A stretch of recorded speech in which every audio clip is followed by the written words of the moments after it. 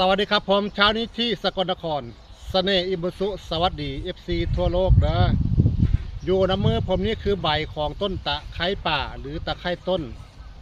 พี่น้องเนาะหรือจะเรียกต้นอบเชยก็ได้พี่น้องเอ๋ยหรืออบเชยไทยพี่น้องเอ๋ยจะเล่าสรรพคุณสู่ฟังว่าเพิ่นมีอย่างเนาะพี่น้องเนาะไปดูด้วยกันตะไคร้ต้นใบของเพิ่นเป็นลักษณะนี้ได้พี่น้องเด้อ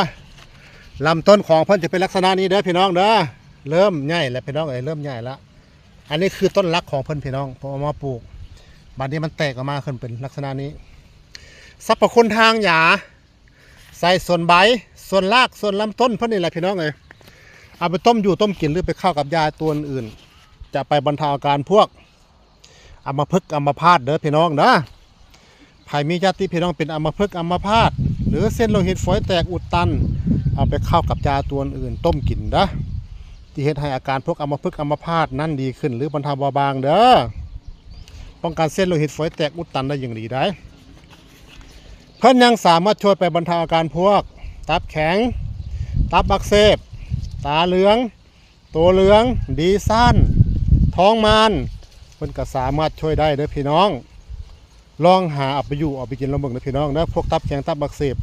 ตะไคร้ต้นหรือตะไคร้ภูเขานี่เพิ่นสามารถช่วยได้เด้อหรืออบเชยไทยนะพี่น้องนอกจากจะบรรเทาอาการพวกตับแข็งตับอักเสบแล้วเพิ่นยังสามารถช่วยไปบรรเทาอาการ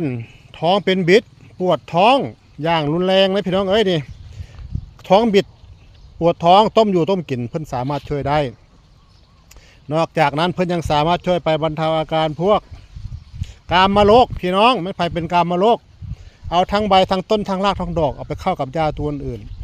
จะสามารถช่วยไปบรรเทาอาการพวกกามโรคได้อย่างดีเด้อยังบำรุงดวงจิตพี่น้องบำรุงดวงจิตกะวนกะวายเอาไปต้มอยู่ต้มกินจะเฮ็ดให้อาการนั้นดีขึ้นแก้วินแก้เวียน